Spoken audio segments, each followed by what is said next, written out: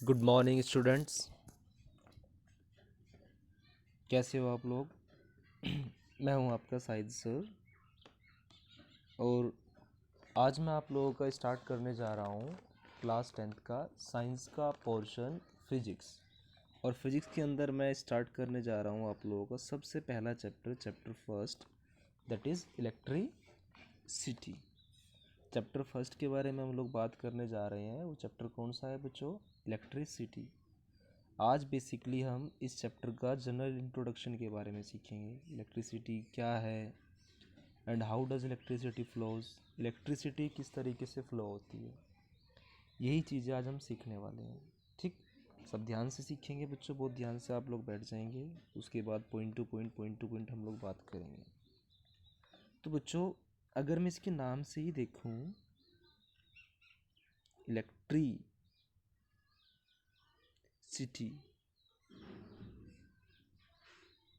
Electricity इसके नाम से कुछ ऐसा पता चलता है हमें। इलेक्ट्री मीनिंग आप लोग समझ सकते हो, इलेक्ट्रॉन, इलेक्ट्रॉन। और सिटी से मीनिंग निकल कर आता है एक तरीके से यहाँ मोशन। तो इलेक्ट्रिसिटी हमारा है क्या? बेसिकली मोशन ऑफ इलेक्ट्रॉन एक तरीके से। इलेक्ट्री मतलब इलेक्ट्रॉन, ये फिर आप लोग समझ लो यहाँ पे एक चीज़ और, इलेक्ट्रिक चार्ज, इलेक्ट्रिक चार्ज। तो इलेक्ट्रॉन्स का या फिर इलेक्ट्रिक चार्ज का जो मोशन हमारा होगा वही हमारा होगा क्या? इलेक्ट्रिसिटी। उसी के बारे में हम लोग आज बात करने वाले हैं। यानी कि इस पूरे चैप्टर के अंदर हमें बात करनी है किसकी? मोशन ऑफ इलेक्ट्रिक चार्ज की। किसकी बात करनी है बच्चों? Motion of electric charge. इसी के बारे में हमें आज बात करनी है, मोशन ऑफ इलेक्ट्रिक चार्ज या फिर इलेक्ट्रॉन। इस पूरे चैप्टर में हमें इसी टॉपिक के बारे में बात करनी है। बहुत इम्पोर्टेंट टॉपिक है, बोर्ड के पॉइंट ऑफ व्यू से बहुत ज़्यादा इम्पोर्टेंट टॉपिक है। हर साल बहुत प्यारे प्यारे क्वेश्चन इस चैप्टर से पूछता है, प्लस बहुत ही इजी क्वेश्चंस आते हैं। कहाँ से? फिजिक्स के अंदर से। साइंस के अंदर आपके 3 पोर्शन हो गए, फिजिक्स, केमिस्ट्री, बायोलॉजी। फिजिक्स के अंदर बहुत ही इजी क्वेश्चन हर बार आते हैं और इस चैप्टर से तो इतना इजी क्वेश्चन आएंगे आप लोग बड़े आराम से बना लेंगे। बस थोड़ी सी मेहनत करने की ज़रूरत है और डेली डेली क्लासेस आप लोग करते रहो। जो कंटेंट आप लोगों के पास जा रहा है, वर्कशीट वगैरह आएंगे अभी आप लोगों के पास, उससे बाहर एक भी क्वेश्चन आप लोगों का नहीं जाएगा। बिल्कुल भी एक भी क्वेश्चन आपका बाहर नहीं जाएगा। जो क्वेश्चन मैं आपको करा दूंगा उसी से रिलेटेड क्वेश्चन होंगे। ठीक है, ध्यान से समझेंगे आप लोग सब बच्चे। तो इतना आप लोगों को समझ में आ गया बच्चों। अब हम थोड़ा सा डिस्कस करेंगे प्यारे बच्चों यहाँ इलेक्ट्रिक चार्ज के बारे में कि यार ये इलेक्ट्रिक चार्ज क्या है, ये इलेक्ट्रिक चार्ज है क्या, इसी के बारे में हम थोड़ा सा समझेंगे स्टार्टिंग में। क्या है इलेक्ट्रिक चार्ज? क्योंकि इस पूरे चैप्टर में हमें इसी के बारे में बात करनी है। इलेक्ट्रिक करंट तो मतलब वही इलेक्ट्रिक चार्ज का मोशन। सबसे पहले यही समझ लेते हैं प्यारे बच्चों, ये इलेक्ट्रिक चार्ज है क्या? क्या है इलेक्ट्रिक चार्ज? देखें बच्चों,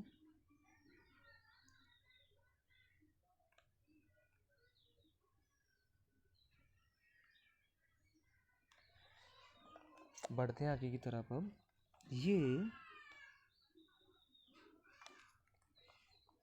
कोई एटम और उस एटम का ये न्यूक्लियस, ये न्यूक्लियस है किसी एटम का ये। ठीक, ये किसी एटम का न्यूक्लियस है। अब उस एटम के चारों तरफ ये इलेक्ट्रॉन का ऑर्बिट हो गया। क्लियर?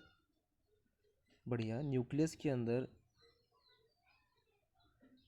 कौन रहेंगे? न्यूक्लियस के अंदर रहेंगे न्यूट्रॉन प्लस प्रोटॉन। चारों तरफ कौन घूमेंगे? चारों तरफ घूमेंगे बच्चों इलेक्ट्रॉन्स। न्यूक्लियस के अंदर कौन कौन रहेंगे? Neutron, proton. चारों तरफ कौन घूमते हैं? ये एक एटम है हमारे पास, एटम की अभी मैं बात कर रहा हूँ। ये एटम का बीचों बीच का हिस्सा जिसे हम लोग बोलते हैं न्यूक्लियस। क्या कहा जाता है इसको? मैं कलर बदल के दिखा रहा हूँ। लिख रहा हूँ न्यूक्लियस, ये हमारा न्यूक्लियस है। और न्यूक्लियस के अंदर क्या क्या होते हैं, न्यूट्रॉन प्लस प्रोटॉन। केमिस्ट्री में आप लोग ये सीखने वाले हो। ये न्यूक्लियस है, न्यूक्लियस के अंदर क्या क्या रहते हैं, न्यूट्रॉन प्लस प्रोटॉन। एंड चारों तरफ कौन होते हैं बच्चों, चारों तरफ होते हैं हमारे, चारों तरफ होते हैं हमारे कौन, इलेक्ट्रॉन्स। इलेक्ट्रॉन्स होते हैं, इलेक्ट्रॉन रिवॉल्व करते हैं अराउंड न्यूक्लियस, रिवॉल्व करते हैं अराउंड न्यूक्लियस।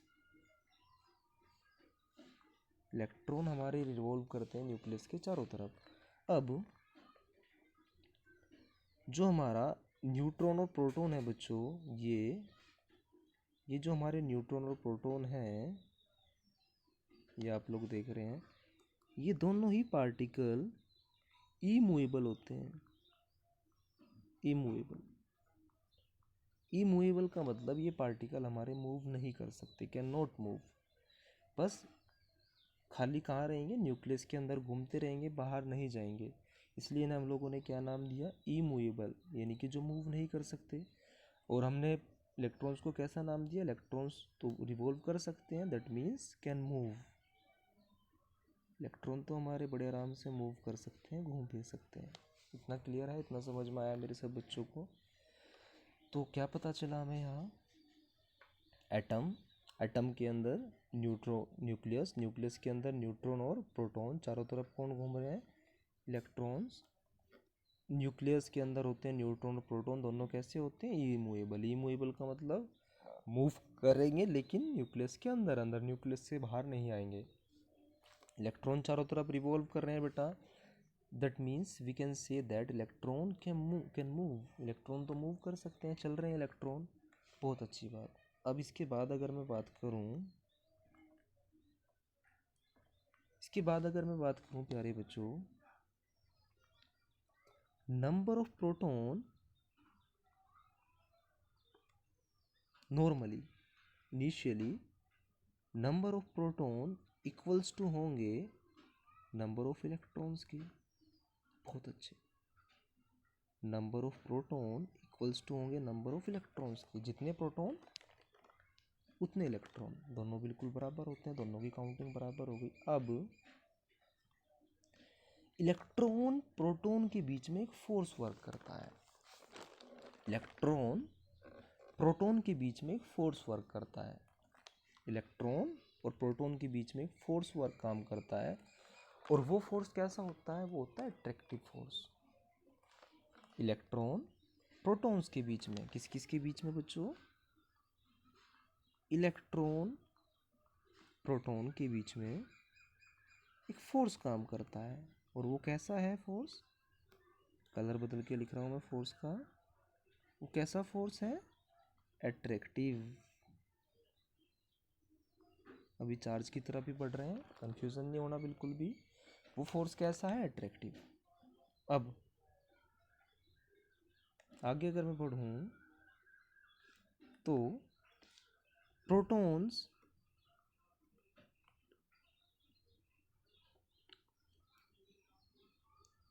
प्रोटॉन के बीच में भी फोर्स लगता है, और इलेक्ट्रॉन्स के बीच में भी फोर्स लगता है। इलेक्ट्रॉन प्रोटॉन के बीच में फोर्स लगा, कैसा लगा, अट्रैक्टिव। अपोजिट हैं दोनों, इलेक्ट्रॉन प्रोटॉन एक दूसरे के अपोजिट दिख रहे हैं, तो अट्रैक्टिव हुआ। प्रोटॉन तो सेम टाइप के दिख रहे हैं हमें बिल्कुल, तो इसका मतलब सेम के बीच में कैसा फोर्स होता है, रिपल्सिव। तो ये फोर्स हो गया हमारा रिपल्सिव, बहुत अच्छी बात। ये फोर्स भी हमारा जो इलेक्ट्रॉन्स के बीच में लगा, वो भी हमारा रिपल्सिव ही होता है। Is it clear. Electron proton दूसरे को अट्रैक्ट करते हैं, प्रोटॉन रेपेल करते हैं, इलेक्ट्रॉन्स भी एक दूसरे को रेपेल करते हैं। अब यहाँ एक छोटा सा क्वेश्चन बनता है, क्या क्या क्वेश्चन बनता है, क्वेश्चन की मैं बात करूंगा, वाई दिस फोर्स वर्क्स।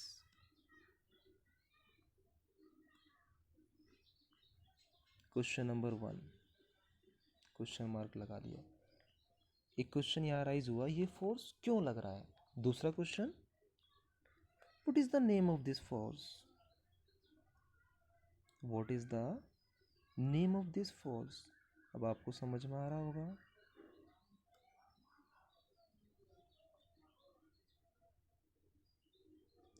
दोबारा ऊपर से आते हैं निकल के, दोबारा ऊपर से आता हूँ बेटा, एक बार दोबारा समझते चलेंगे। लुक, ये एटम के अंदर न्यूक्लियस, न्यूक्लियस के अंदर न्यूट्रॉन प्रोटॉन, बाहर इलेक्ट्रॉन, न्यूक्लियस के अंदर न्यूट्रॉन और प्रोटॉन इमूवेबल होते हैं।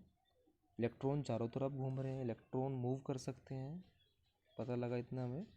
अब इसके बाद जितने नंबर ऑफ प्रोटॉन्स होते हैं उतने नंबर ऑफ इलेक्ट्रॉन्स भी होते हैं, ठीक। अब इलेक्ट्रॉन प्रोटॉन के बीच में एक फोर्स वर्क करता है, वो फोर्स कैसा है, अट्रैक्टिव। प्रोटॉन्स प्रोटॉन्स के बीच में वर्क करता है, वो फोर्स है रिपल्सिव। इलेक्ट्रॉन इलेक्ट्रॉन्स के बीच में वर्क करता है, वो फोर्स भी रिपल्सिव है। अब यहाँ दो क्वेश्चन अराइज हुए, वाई दिस फोर्स वर्क्स, ये फोर्स क्यों काम कर रहा है, यानी कि इस फोर्स का रीज़न क्या है, क्यों ये वर्क कर रहा है। एंड दूसरा क्वेश्चन, ये जो फोर्स है इसका नाम क्या है, what is the name of this force. अब पहले क्वेश्चन की तरफ बढ़ते हैं। यहाँ मैंने बताया आपको न्यूट्रॉन्स के बीच में नहीं लग रहा है फोर्स, बस प्रोटॉन्स के बीच में लग रहा है, या फिर इलेक्ट्रॉन्स के बीच में लग रहा है, या फिर इलेक्ट्रॉन और प्रोटॉन्स के बीच में लग रहा है। यानी कि जो इलेक्ट्रॉन और प्रोटॉन का नेचर है वो न्यूट्रॉन से कुछ अलग है, कुछ डिफरेंट है, और उसी नेचर की वजह से यहाँ फोर्स लग रहा है। किसके बीच में, उनके अपने आप के बीच में, या फिर एक दूसरे के बीच में, यानी कि इलेक्ट्रॉन इलेक्ट्रॉन्स के बीच में, प्रोटॉन्स प्रोटॉन्स के बीच में, या फिर प्रोटॉन इलेक्ट्रॉन्स के बीच में। इनके पास कुछ ऐसा है, कोई प्रॉपर्टी है इनके पास, जिस प्रॉपर्टी की वजह से फोर्स लग रहा है, और उसी प्रॉपर्टी को यहाँ पे हमने बोला चार्ज। तो चार्ज की क्या डेफिनेशन बनी, it is the fundamental property. कैसी प्रॉपर्टी, फंडामेंटल प्रॉपर्टी, किसकी, इलेक्ट्रॉन्स की और प्रोटॉन्स की, जिसकी वजह से इन दोनों के बीच में फोर्स वर्क करता है। उसी फंडामेंटल प्रॉपर्टी को हम बोलते हैं चार्ज, ठीक। और यहाँ इलेक्ट्रॉन और प्रोटॉन का चार्ज एक दूसरे के अपोजिट होगा। अगर इलेक्ट्रॉन्स का चार्ज मैं नेगेटिव मान लेता हूँ तो प्रोटॉन का चार्ज उसके रिवर्स होगा, अपोजिट होगा, तो प्रोटॉन का चार्ज कैसा आ जाएगा, पॉजिटिव। इज इट क्लियर, ठीक है। अब दूसरे क्वेश्चन की तरफ बढ़ते हैं। इस फोर्स का नाम क्या है, इस फोर्स का नाम है electrostatic force, electrostatic force, clear है।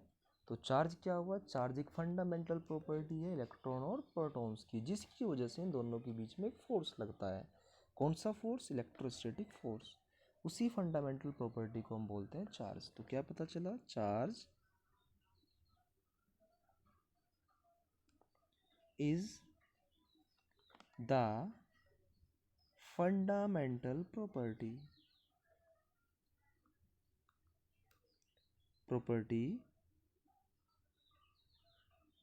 of electron and proton। थोड़ा ऊपर चलते हैं हम। Due to which electrostatic force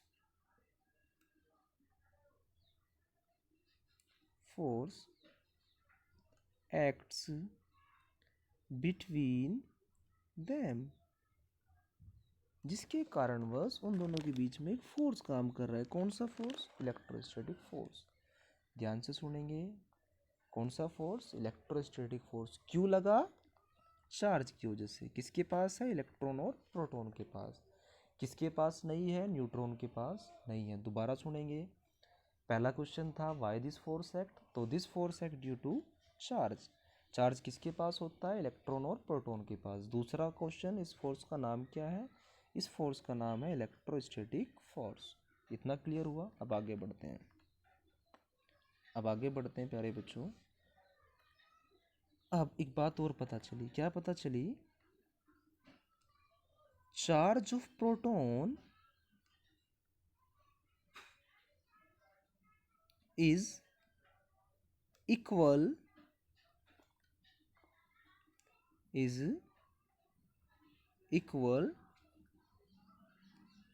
and opposite. Equal and opposite का मतलब बराबर है लेकिन नेचर अपोजिट है to the charge of electron. बहुत अच्छी बात।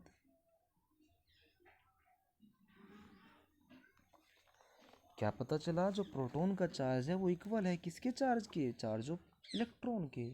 लेकिन कैसा है प्यारे बच्चों, वो अपोजिट है। कितना होता है अब इसकी तरह पढ़ लेते हैं। इलेक्ट्रॉन का चार्ज होगा, इलेक्ट्रॉन का चार्ज होगा माइनस के 1.6 इंटू 10⁻⁻19। अब जैसे मास को नापते हैं किलोग्राम में, करंट को एम्पियर में नापते हैं, है ना, हाइट को इंचेस में नापते हैं, मीटर में नापते हैं ना, इसी तरीके से जो चार्ज को नापते हैं वो नापते हैं कूलाम्ब में। सी नोटेशन होता है कूलाम्ब का। चार्ज की यूनिट है ये कूलाम्ब, चार्ज की यूनिट है क्या, कूलाम्ब।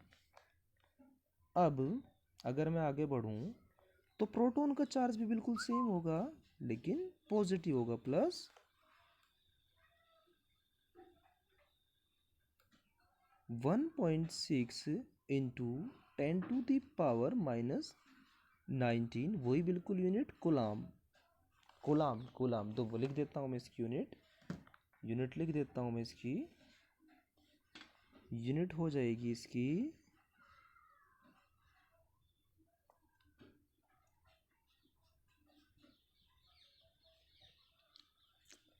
यूनिट लिख देता हूँ मैं, ये इरेज करना पड़ेगा थोड़ा, दोबारा लिख देता हूँ मैं, अच्छे से देखेंगे बच्चों।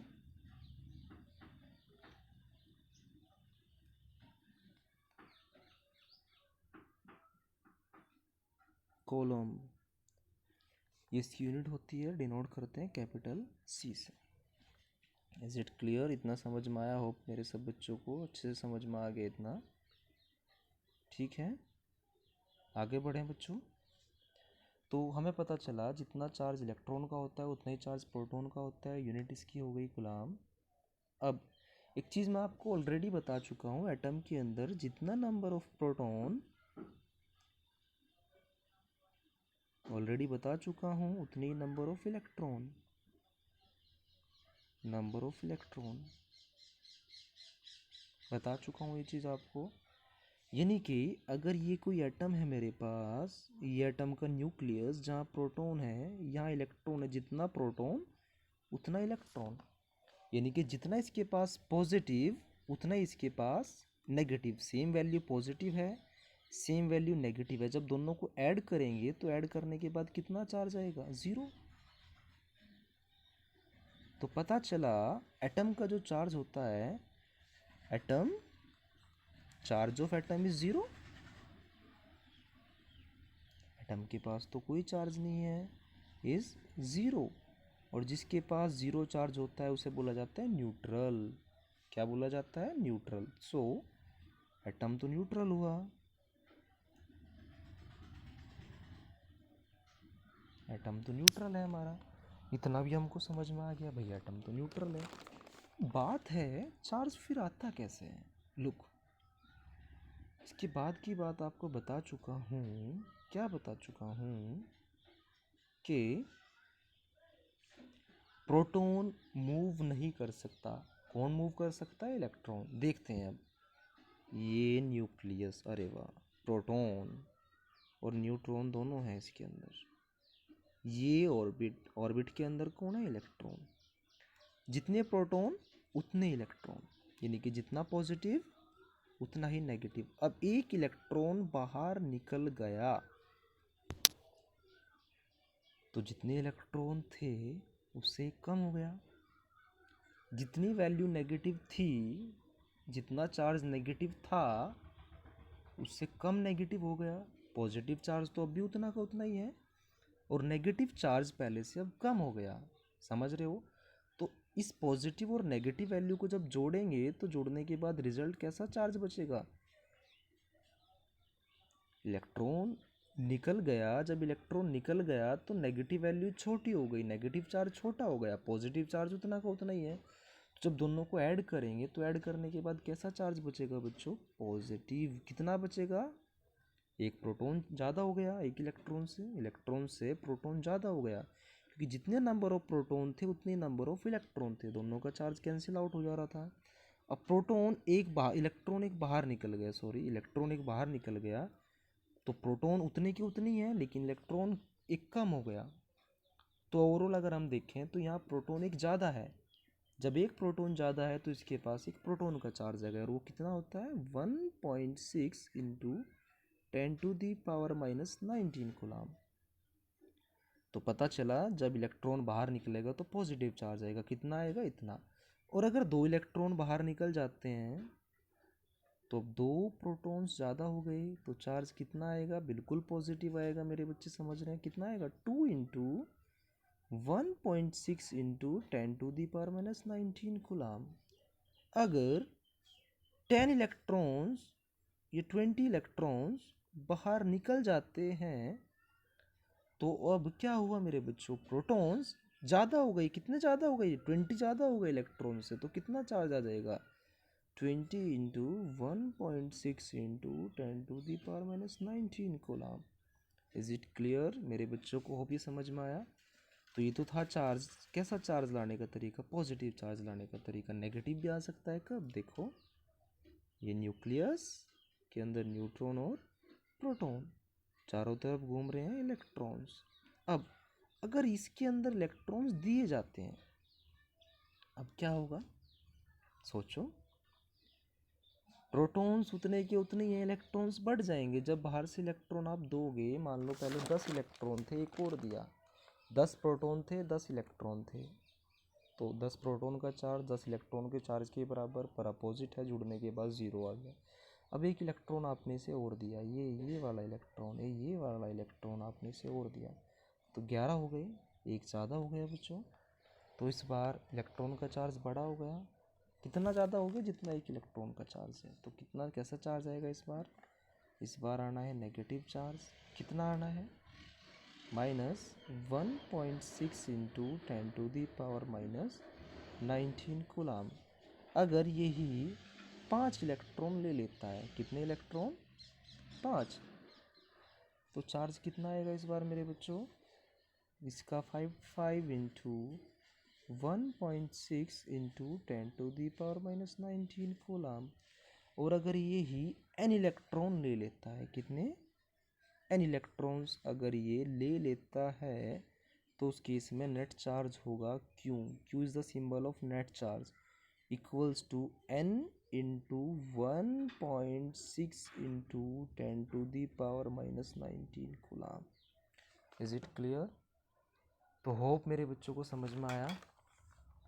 जब इलेक्ट्रॉन लिया जाता है तो हमेशा याद रखना आप लोग, नेगेटिव चार्ज आएगा। जब कोई भी एटम इलेक्ट्रॉन लेगा, जब कोई भी एटम इलेक्ट्रॉन को इमिट करता है, बाहर निकालता है, उस केस में इलेक्ट्रॉन्स कम हो जाएंगे। देन ऑलवेज रिमेंबर, चार्ज कैसा आना है बच्चों, पॉजिटिव, प्रोटॉन ज़्यादा हो जाने हैं। कितना आना है एक के ट्रांजिशन में, 1.6 इंटू 10⁻⁻19।